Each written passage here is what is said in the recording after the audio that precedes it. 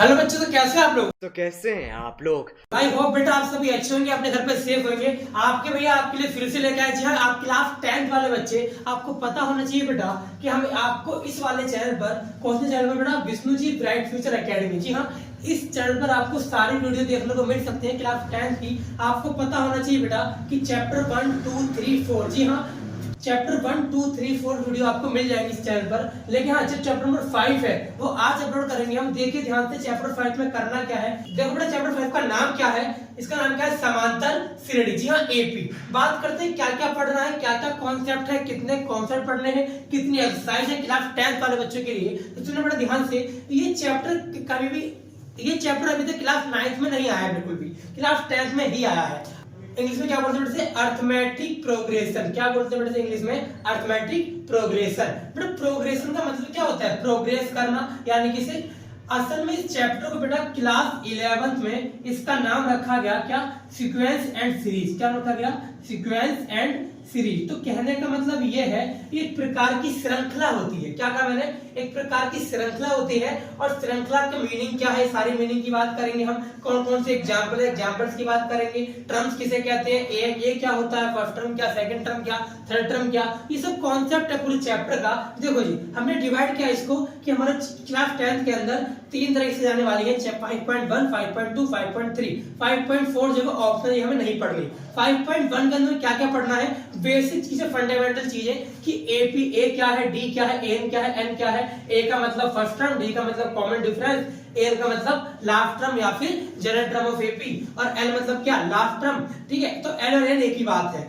Number of term AP है या नहीं है ये पता करना, और इसके अगली यानी कि नेक्स्ट 5 टर्म निकालो या फिर नेक्स्ट 4 टर्म निकालो। ये हमारा कॉन्सेप्ट 1 है। कॉन्सेप्ट 2 में सर में क्या पढ़ना है, nth टर्म ऑफ एपी, मतलब कि nth टर्म ऑफ एपी कैसे फाइंड की जाती है, उसके लिए फॉर्मूले का यूज है। उसके बाद बात करें कॉन्सेप्ट 3 की, तो यहाँ पे क्या पढ़ना है, sum of first n term of AP, यानी कि S n. Sum of first n term मतलब क्या होता है बेटा जी, एसएन। तो एक एक करके इन सभी के बारे में डिस्कस करते हैं कॉन्सेप्ट 1 के, कॉन्सेप्ट 2 और कॉन्सेप्ट 3। कॉन्सेप्ट है क्या, एपी होता क्या है। तो चलिए वीडियो को शुरू करते हैं।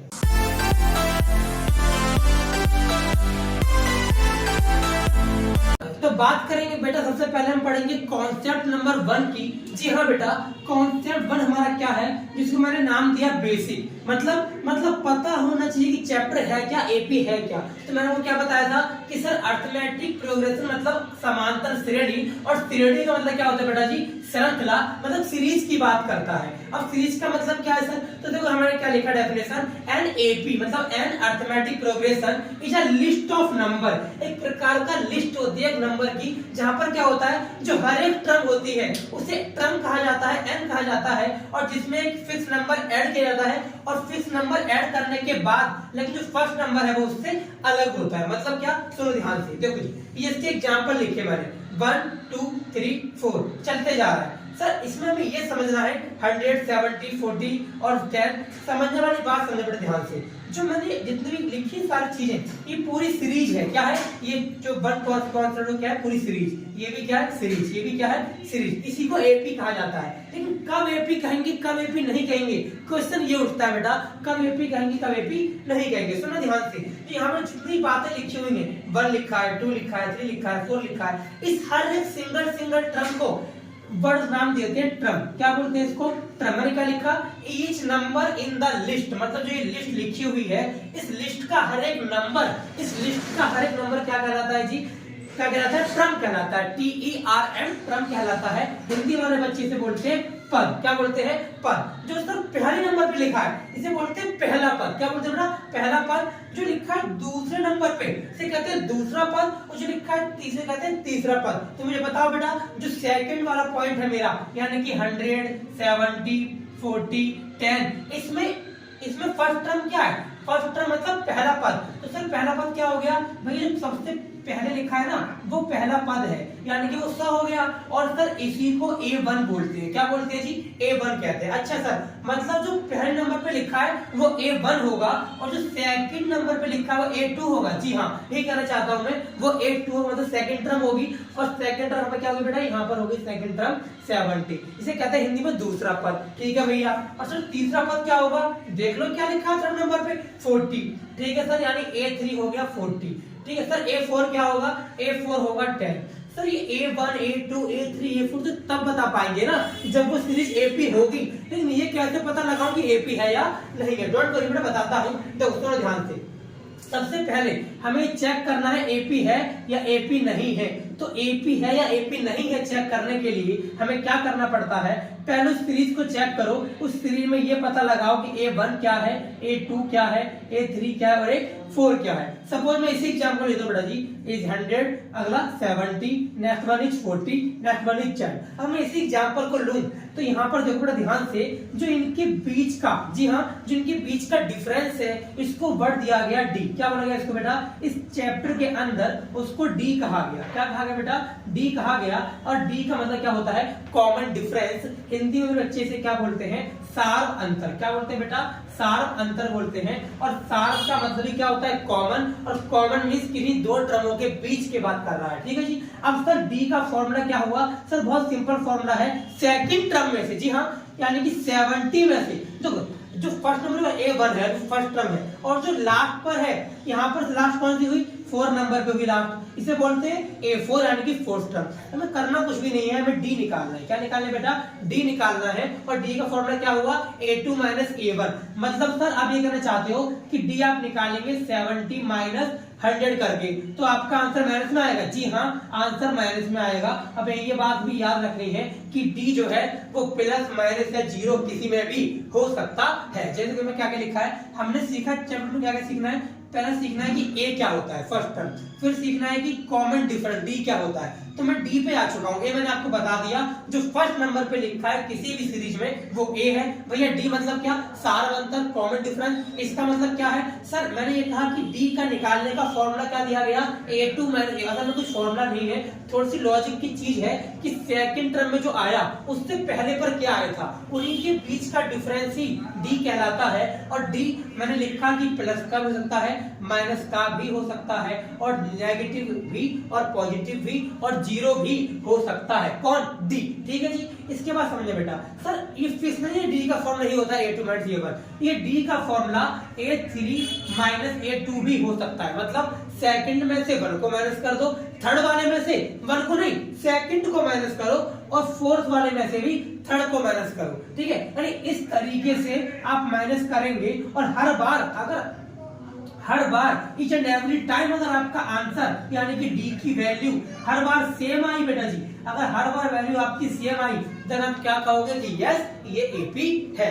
आगे मेरी बात समझ, यानी सर यहाँ से कॉन्सेप्ट हमारा 5.1 से भी बिलोंग करता है, जो कि क्वेश्चन नंबर 4 है। जी हाँ, वहां पर में यही पूछा गया है कि बताओ क्या ये सीरीज, वो आपको बहुत सारी सीरीज देंगे और आपसे पूछेंगे बताओ क्या वो AP है या AP नहीं है। तो आपका काम क्या होगा, आपका काम होगा D निकालना, और आप क्या करेंगे, हर बार D निकालेंगे। सर हर बार मतलब देखो यहाँ पर 4 टर्म थी, तो पहले D1 निकाला A2 माइनस A1 करके। अब आप क्या करो, D2 निकालो A3 माइनस A2 करके। अब D3 निकालो A4 माइनस A3 करके।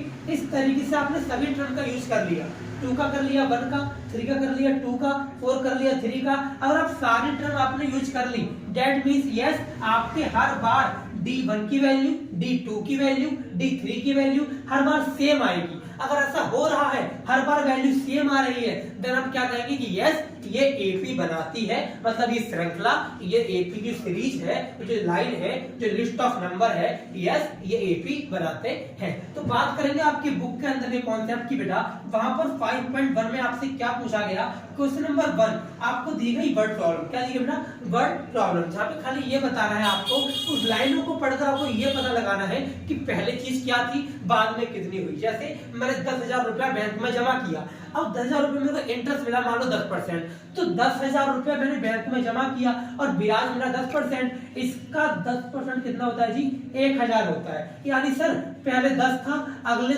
महीने क्या हो जाएगा, मान लो आपको 11,000 हो जाएगा। ठीक है, फिर क्या हो जाएगा, फिर 12,000 हो जाएगा। तो कहने का मतलब ये है, ऐसी सेंटेंसेस को पढ़ के, उन वर्ड प्रॉब्लम्स को पढ़ के मुझे सीरीज बनानी है, और सीरीज बना के पता लगाना है कि वो AP है AP नहीं है। क्वेश्चन नंबर में डिस्कशन किया गया है आपके न्यू बुक के हिसाब से। ठीक है बेटा, क्वेश्चन नंबर 2 में देखो क्या है सर, क्वेश्चन नंबर 2 में आपको A और D, जी हाँ, आपको फर्स्ट टर्म यानी कि A 100 गिवन होता है, और आपको आपको डी, यानी कि इन दोनों का कॉमन डिफरेंस गिवन होता है और क्वेश्चन कहता है इसके आगे की 4 टर्म निकाल। अब बात करेंगे 5.1 के क्वेश्चन नंबर 2 को कैसे हल करें। इसको हल करने के लिए बेटा हमको एक चीज सीखनी है जिसका नाम क्या है, सुना ध्यान से, इसका नाम है जनरल टर्म ऑफ एपी। क्या नाम है जी, जनरल टर्म ऑफ एपी। ये क्या होती है, बहुत सिंपल होती है बेटा। सबसे पहले क्या होता है ए, क्या होता है ए, उसके बाद क्या होता है बेटा जी ए प्लस डी, इसके बाद क्या होता है बेटा ए प्लस 2d, इसके बाद क्या होता है ए प्लस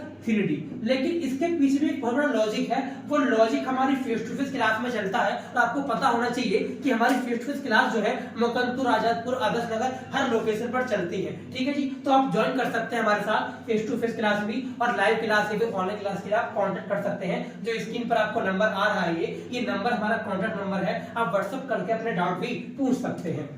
तो सर अगर एपी की सीरीज की बात करें तो बेटा जी तो कुछ नहीं करना, खुद सोच के देखो। अगर एपी आपको गिवन है, अगर आपको ए गिवन है और डी गिवन है और आपसे कहा कि सेकंड टर्म बता, अब इसकी सीरीज चेक कर लो ना, यानी कि सर ये A1 है, ये वाला A2 है, ये वाला A3 है और ये वाला A4 है। हाँ सर समझ गया मैं, ठीक है। तो कुछ करना ही नहीं है बेटा। अब आपको ए भी पता है, डी भी पता है। क्वेश्चन ने कहा कि अगली 4 टर्म बता के दिखा, तो कुछ करना ही नहीं है, क्योंकि ये वैल्यू यहाँ पुट कर दूं। ए की वैल्यू मान लो 4 थी तो वो 4 रहेगी। अब सर डी की वैल्यू क्या हो जाएगी, कुछ नहीं, तो ए की वैल्यू कितनी है ए, यहाँ पे लिखा 4 और डी आप फाइंड करोगे, डी भी आपको क्वेश्चन में गिवन है। यानी सर क्वेश्चन नंबर 2 के लिए मुझे कुछ नहीं करना, जस्ट सीरीज को अप्लाई करना है। बिल्कुल बेटा, पहले क्या करेंगे ए की वैल्यू रख दी, फिर ए में डी को ऐड कर दिया, फिर डी को 2 से मल्टीप्लाई करके ए के साथ ऐड कर दिया, फिर डी को 3 से मल्टीप्लाई करके क्या कर दिया ए में ऐड कर दिया। इस तरीके से आपके सामने 4 टर्म आ जाएंगी और उन्हीं 4 टर्म को आपको निकालना था क्वेश्चन नंबर 2 में। अब बात करेंगे क्वेश्चन नंबर 3 की, वो ठीक इसका उल्टा क्वेश्चन है। उसमें क्या है सर, उसमें कुछ भी नहीं है। देखो क्वेश्चन 2 में ए और डी गिवन था और आपसे कहा गया कि अगली 4 टर्म बता। क्वेश्चन 3 में आपसे क्या कहा गया बेटा, इसमें कहा गया कि एपी आपको दे रखी है और फाइंड करना है ए और डी। सेम काम जो सिखाया मैंने एग्जांपल देखो जो मैं वो सिखा रहा था बेटा, ये आपका क्वेश्चन नंबर 3 और 4 से ही बिलोंग करता है। आपको सीरीज गिवन थी, मैंने कहा था ए और डी निकाल। ऐसी बात क्वेश्चन नंबर 3 ने आपसे कही है, क्या कही है, ए और डी निकाल। अरे ए तो दिख ही रहा है, सबसे पहले लिखा हुआ ए तो है, यानी सर ए की वैल्यू 100 होगी। ठीक है भैया, सर डी कैसे निकालूं, अभी सिखाया था फॉर्मूला A2 - A1, सेकंड में से माइनस कर दो A1 यानी कि फर्स्ट टर्म, तो 70 - 100 कितना आता है बेटा माइनस का 30। अगर सर 40 में से 70 माइनस करूं तो भी माइनस का 30 आएगा, और क्या, क्योंकि बड़ी संख्या 70 है, यहाँ से माइनस 30 आएगा। यानी हर बार माइनस का 30 आ रहा है, डेट मींस यस वो एपी बनाएगी। वही एपी बनाने वाला काम यानी एपी है या नहीं है, ये वाला काम आपको 5.1 के क्वेश्चन नंबर 4 में अप्लाई करना है। ये पूरा का पूरा कॉन्सेप्ट आपका 5.1 से बिलोंग करता है। अब बात करेंगे 5.2 और 5.3 की।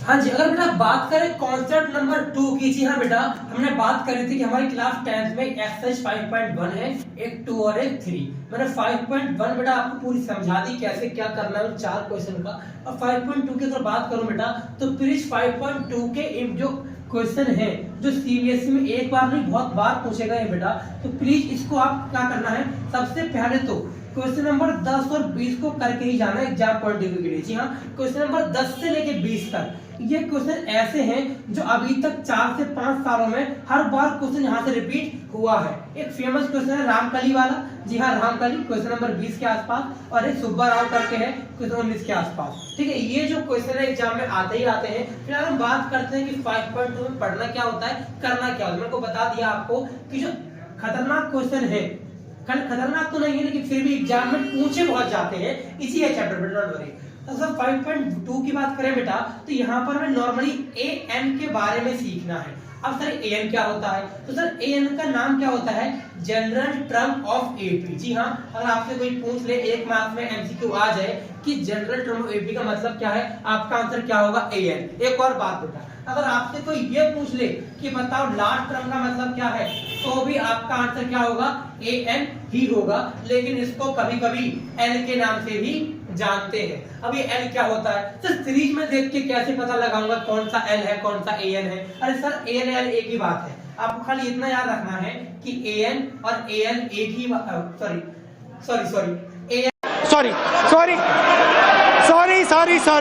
और एल एक ही बात है। लेकिन an का फॉर्मूला क्या है, an equal to a plus n minus 1 d।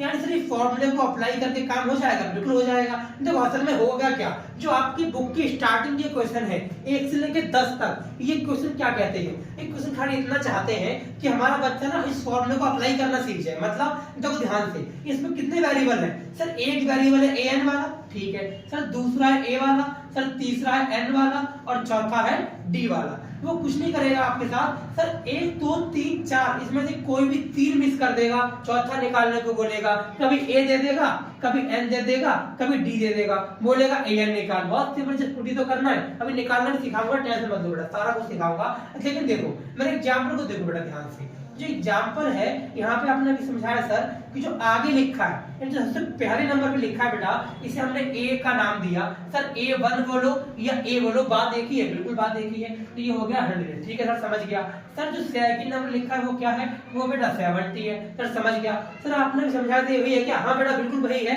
लेकिन यहाँ पर समझना काम की बात, इस फॉर्मूले के हिसाब से a2 काम का नहीं है, केवल यही काम का है, ठीक है सर, ओनली यही काम का है। इतनी बात समझ में आ गई सर। दूसरी बेटा ये कि यहाँ पर A2 काम का तो है, लेकिन A1 A2 हेल्प करेंगे क्या निकालने बेटा, D निकालने में। अब सर D का फॉर्मूला क्या, फॉर्मूला कुछ होता नहीं असल में, लेकिन हाँ सेकंड में तो फर्स्ट को माइनस कर दे तो D आ जाता है। इसीलिए लोगों ने बना दिए फॉर्मूले क्या, A2 माइनस A1। A2 मतलब सेकंड टर्म और A मतलब फर्स्ट टर्म। मैं सर अगेन भाई हम करने वाले हूँ 70 माइनस 100, तो आपका आंसर पहले भी यही आया था और अभी भी यही आएगा। अच्छा सर ये बताना चाहते हो कि आप कि -30 जो आया वो D है और जो A आया वो क्या था, वो A तो 100 था ही था, ठीक है सर। अब सर करना क्या है, जस्ट अप्लाई करना है आपको, यहाँ पर वैल्यू पुट करनी है, ठीक है जी। तो आपको कोई वैल्यू गिवन दे देगी, आपको आंसर निकालना पड़ेगा। देखो याद में ये रखना है कि n का मतलब है लास्ट में जो आएगी वो, यानी कि इस वाले क्वेश्चन के हिसाब से ये A1 है, ये A2 है, A3 है, ये वाला A4 है, तो सबसे लास्ट में लिखा है। भगवान जाने कि इसके बीच में कितनी टर्म्स है, हमको नहीं पता कितनी टर्म्स है, लेकिन हाँ ये हमें ये पता है जो सबसे लास्ट में लिखा है ना सर, ये क्या है, ये an है, ये क्या है, ये लास्ट टर्म है, सबसे लास्ट में लिखी है, इसीलिए इसको दो नाम दिए गए, या तो an बोला या फिर l बोला, ठीक है जी। ये बात हमें याद रखनी है, ठीक है सर। तो कहने का मतलब ये इस फॉर्मूले को अप्लाई करना सीखने के बाद काम हो जाएगा, हाँ काम तो हो जाएगा, लेकिन हाँ एक काम की बात है बेटा, इस चैप्टर नंबर 5 क्लास 10th में पहली बार तो आया, लेकिन हाँ इस क्लास 10th का जो चैप्टर नंबर 5 है इसको समझने के लिए हमें सर चैप्टर नंबर 1 से लेके 4 तक जो क्लास 10th के हैं वो अच्छे से आने चाहिए। और आपको पता होना चाहिए हमने इस वाले चैनल पर आपके लिए चैप्टर 1 2 3 4 ऑलरेडी अपलोड कर दिए हैं, तो पहले वो देखना, उसके बाद समझ में आएगा। सर ऐसा क्यों कह रहे हो पहले वो देखना, ऐसा इसलिए कह रहा हूं बेटा क्योंकि यहाँ पे हर एक सवाल में, जी हाँ बेटा, जो 5.3 और 5.3 पढ़ने वाले हैं,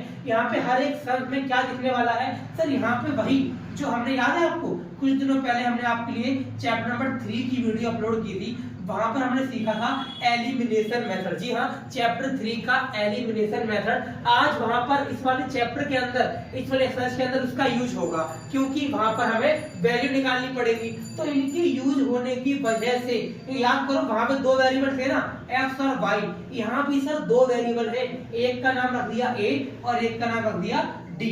इन दो वेरिएबल को, यानी कि ए मतलब फर्स्ट टर्म और डी मतलब कॉमन डिफरेंस, इनको निकालने के लिए हमको क्या करना पड़ेगा जी, हमें सर एलिमिनेशन मतलब कि विलोपन विधि का पता होना चाहिए कि किस तरीके से विलोपन विधि को हल करके हमने दो वेरिएबल फाइंड किए थे। मैं इसीलिए कहना चाहता हूं कि पुराना कॉन्सेप्ट आपको याद करना पड़ेगा, रिवाइज करना पड़ेगा, और हाँ आपका बेसिक कमजोर ना हो। मतलब जो चैप्टर 1 था याद है आपको, रियल नंबर, वह हमने पढ़ा था कि प्राइम नंबर क्या होता है, कंपोजिट क्या होता है, तो वहां पे कुछ बातें ऐसी करेगा, क्या बोलेगा आपसे, कहेगा बताओ जो फर्स्ट 7 से, यानी कि ऐसे नंबर बताओ जो 7 से डिविजिबल हो, ऐसे कितने नंबर हैं जो 7 से भाग हो जाए पूरे पूरे, लेकिन आपको केवल 1 से लेके 100 तक के बीच में बताना है। तो आपसे वो ऐसी बातें करेगा, तो आपको पता होना चाहिए ना कि प्राइम नंबर क्या होता है। और मान लो उसने कह दिया कि बता ऐसे कितने प्राइम नंबर हैं जो 100 से भाग हो जाए या 2 से भाग हो जाए, तो भैया दिक्कत आ जाएगी। हालांकि प्राइम में किसी भाग नहीं होता है, लेकिन फिर भी अगर आपको इवन का कॉन्सेप्ट देगा ही देगा, ओड का कॉन्सेप्ट देगा ही देगा, यानी इवन ओड का कॉन्सेप्ट क्लियर होना चाहिए। ये सारी बातें आपको आनी चाहिए कि मल्टीपल का मतलब क्या है, फैक्टर का मतलब क्या है, डिवीजन का मतलब क्या है, प्राइम फैक्टर क्या होता है, उन सभी वर्ड्स के यहाँ पे होने वाला है। इसी मैंने आपसे कहा कि 10 से लेके 20 तक अच्छे से करना, वो कर लोगे तो समझो 5.2 में से यही से एक क्वेश्चन छप जाएगा। ठीक है बेटा, तो जस्ट आपको अप्लाई करना है, मैं अप्लाई करके दिखाता भी हूं आपको। तो an की जगह यहाँ पे मैंने पुट कर दिया मान लो 200, ये मुझे गिवन था। सर आपने a की जगह पुट कर दिया मान लो 100।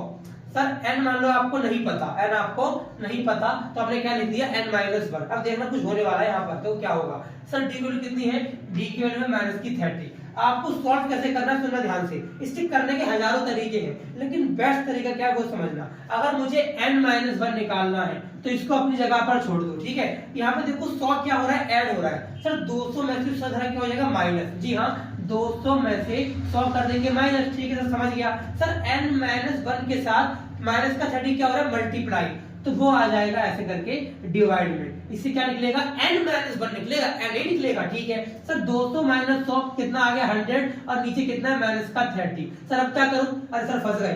क्यों फंस गए, क्योंकि सर यहाँ पे डेसिमल में आंसर जाएगा ऐसा लग रहा है। देखो इससे कट गया, कितना आया, माइनस का 10/3, लेकिन हमें तो खाली n चाहिए था। n यहाँ पर माइनस का 1 है, यहाँ पे क्या हो जाएगा, प्लस का 1 हो जाएगा। और सर यहाँ से n की वैल्यू कितनी आ जाएगी, 3 को डिवाइड कर देंगे क्या आएगा, माइनस का 10। यहाँ पे एलसीएम दे रहा हूँ बेटा। ठीक है, 3 को डिवाइड करेंगे 1 से 3 आएगा, 3 1 जा 3। सर आंसर आ गया माइनस का 7/3, n की वैल्यू आ गई। सर जब भी आपकी जिंदगी में ऐसी वैल्यू दिखे n की, फ्रैक्शन में दिखे या डेसिमल में दिखे, तो समझ जाना कि ऐसा वाला n पॉसिबल ही नहीं है। ऐसा क्वेश्चन भी आपको 5.2 में देखने को मिलेगा, जहां पर ये बोला है क्या बताओ, क्या इसका जो n है वो 200 हो सकता है, ऐसा क्वेश्चन है। अब देखो, अब मैंने इसका n निकालने की कोशिश करी, लेकिन n मतलब क्या, इसके बीच में कितने नंबर आएंगे। अब इसके बीच के नंबर होंगे कितने होंगे, या 2 होंगे, 4 होंगे, 10 होंगे, 50 होंगे, 100 होंगे। ये क्या होता है, 7/3, वही माइनस का, यानी सर n पॉसिबल ही नहीं है। और काम की बात ये कि n कभी भी नेगेटिव हो ही नहीं सकता, सिंपल सी बात है। यहाँ से लेके यहाँ तक के बीच में नंबर मैच कर सकते, नंबर प्लस के होंगे ना, यानी कि इसके लेके जैसे मान लो मैं आपसे कहूं कि इस वाली सीरीज के अंदर 100 से लेके 10 के बीच में कितने नंबर है, आप पाओगे 2, 70, 40। ठीक है, इसी तरह से यहाँ से लेके यहाँ तक के बीच में कितने नंबर हैं, उसे निकालने के लिए हमने क्या किया सर, उसको निकालने के लिए आपने कुछ नहीं किया कि जस्ट फॉर्मूला अप्लाई कर दिया। फॉर्मूला अप्लाई करते ही आपका n ना अजीबोगरीब आ गया, बड़ा अजीब सा आ गया। इसका मतलब इस क्वेश्चन का n पॉसिबल, n निकालना ही पॉसिबल नहीं है। तो ये था आपका पूरा 5.2। मैं फिर से रिपीट करूंगा बेटा,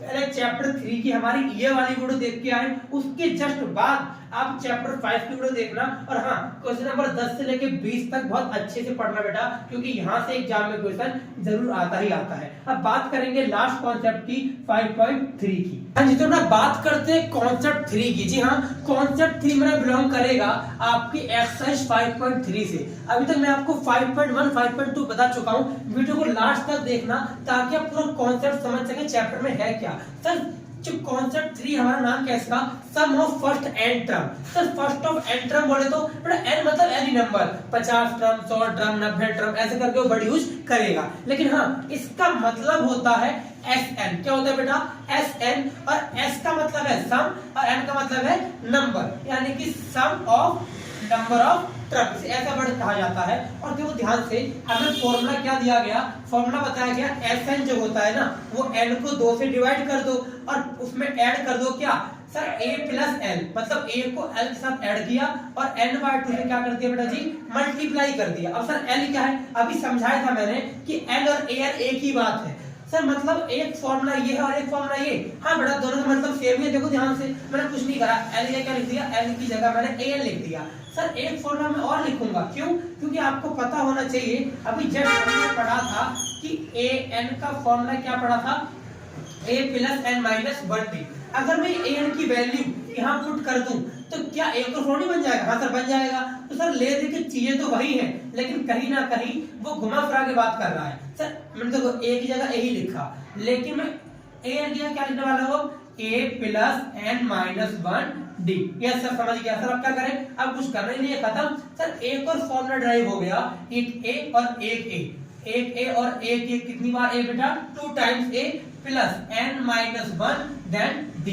यानी सर आप ये कहना चाहते हो Sn का एक फॉर्मूला ये है और Sn का एक फॉर्मूला ये जी हाँ बेटा, मैं यही कहना चाहता हूँ कि ले दे के हमारे पास मान सकते हो आप कि हमारे पास दो फॉर्मूले हैं और एक फॉर्मूला कैसा है an वाला। ठीक है सर। सर क्या an का फॉर्मूला 5.3 में यूज होगा? हाँ बिल्कुल हो सकता है। कैसे सर? सर मैं पहचानूंगा कैसे क्वेश्चन SN का या फिर an का है? बहुत ही अच्छा क्वेश्चन है बेटा। Good question, you are a good question. देखो डाउट ना बच्चों को बहुत आते हैं यहाँ पर, देखो थोड़ी कोशिश करना।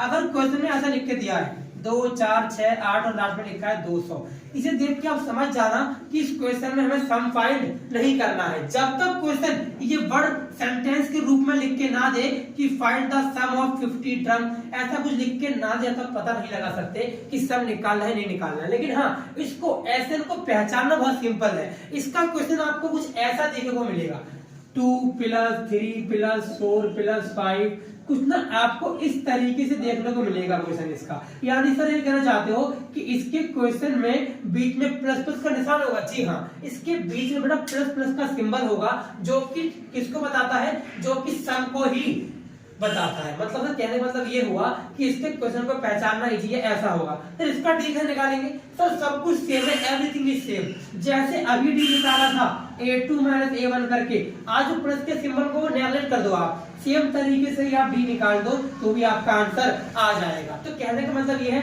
सर सब कुछ ही सेम है, लेकिन यहाँ पर आपने सम निकालना है और सम निकालने के लिए कभी कभी क्या होगा, वो आपको n मिस कर देगा, an दे देगा। फॉर एग्जाम्पल सपोज पर यही क्वेश्चन है, यहाँ पे क्या क्या गिवन है बेटा? सर यहाँ पे आपको सब कुछ गिवन है, ए भी गिवन है और सर डी भी आप निकाल लोगे। ठीक है। और भैया आपको लास्ट वाला मतलब an भी पता है, दैट इज 200। सर a पता है, d पता है, an पता है, सर क्या नहीं पता? सर यहाँ पे आपको n नहीं पता। क्या नहीं पता? n। लेकिन क्वेश्चन आपसे डिमांड करता है कि सम निकाल। क्या बोला क्वेश्चन है? सम निकाल। मैं बताना चाहता हूँ ऐसा क्वेश्चन आपको देखने को मिलेगा जब सवाल को आप करोगे तब। अब सर सम निकालने को बोला तो क्या करेंगे? सर कुछ नहीं करना, खत्म। देखो ऐसे निकालने के दो फॉर्मूले हैं। क्या n पता है? नहीं पता। अरे n ही नहीं पता तो सर ये फॉर्मूला आप लगा सकते हो क्या? नहीं लगा सकते। क्यों? क्योंकि यहाँ पर an भी दे रखा है जो कि मुझे पता है, a भी दे रखा है जो कि मुझे पता है। सर n/2 n भी नहीं पता, sn भी नहीं पता। सर दो चीजें मिसिंग है तो आंसर यहाँ पर नहीं निकलेगा। अब क्या करें? अब कुछ नहीं करना, याद करो वो दिन जब अभी हमने थोड़ी देर पहले, दिन नहीं थोड़ी देर पहले जब हमने an का कॉन्सेप्ट पढ़ा था, उस an के कॉन्सेप्ट के अंदर हमने इस वाले फॉर्मूले को लगाकर n निकालना सीखा था। हाँ भैया समझ गया, मतलब ये कहना चाहते हो हाँ सच में 5.3 में भी 5.2 का कॉन्सेप्ट यूज हो सकता है। देखो आज हो गया ना सर, इसको सॉल्व करके n निकालूंगा। हाँ सर तो n निकल जाएगा, बिल्कुल निकल जाएगा। अब n निकालने के बाद क्या करूंगा? अब लगा दो जो मर्जी फॉर्मूला। सर ये लगाऊं ये लगाऊं, ये बच्चे को बहुत डाउट आते हैं कि फॉर्मूला कौन सा लगाऊं, बड़ा वाला छोटा वाला। बच्चे इसको नाम देते हैं बड़ा और छोटा। सर बड़े वाला छोटे वाला, तो सर खुद सोच लो अगर आपको a गिवन है, मान लो आपको an भी गिवन है जैसे यहाँ पर हुआ, और आपको क्या कहते हैं a हो गया, an हो गया और n भी गिवन है, तो मैं बेवकूफ नहीं लगाऊंगा, है ना? तो ये क्यों लगाऊंगा बेटा मैं? सर ये फॉर्मूला लगाने के लिए मुझे डी पता होना चाहिए। सर डी तो मैं निकाल लूंगा। अरे क्या करोगे डी निकाल के? डी निकालना बेवकूफी है बेटा, सीधे ये लगा दो ना, क्योंकि तो यहाँ पे आपको एन भी गिवन है, ए भी गिवन है और क्या गिवन है? सर ए भी गिवन है, एन भी गिवन है और लास्ट वाला यानी कि लास्ट टर्म भी गिवन है। अगर तीनों गिवन होंगी तो ऐसे तो बड़े प्यार से निकल जाएगा। तो ये था आपका पूरा कॉन्सेप्ट। ये पूरा बेटा 5.3 का कॉन्सेप्ट है जो कि आपको समझ में आ गया। करना क्या है तो आप एक एक क्वेश्चन को ट्राई करना। कोई भी डाउट आएगा तो डाउट आप पूछ सकते हैं हमारे गूगल मीट पर शनिवार संडे को। जी हाँ, सैटरडे और संडे गूगल मीट पर बेटा हमारे डेली डाउट सेशन चल रहे हैं, जहां पे अपने डाउट आप कमेंट कर सकते हैं। हमारा जो पर्सनल कांटेक्ट नंबर है वहां पर आप मैसेज करके व्हाट्सएप पे पूछ सकते हैं कि सर मेरे को इस क्वेश्चन में डाउट है, समझा दीजिए। आपके सारे डाउट की सारी क्वेरी सॉल्व की जाएगी। आपको वीडियो अच्छी लगी हो बेटा तो वीडियो को लास्ट तक देखा आपने, थैंक यू सो मच यहाँ तक आप आए। और इस वीडियो को फैला दो, अपने दोस्तों को बता दो कि इस वाले चैनल पर आपको सारे वीडियो, जी हाँ, चैप्टर 1 से लेके लास्ट तक जितना भी सिलेबस है सब कुछ मिलेगा। 25 मिनट 20 मिनट में वीडियो, यानी कि 20 मिनट 25 मिनट में आपको पूरा चैप्टर कवर कराया जाएगा। Thank you so much.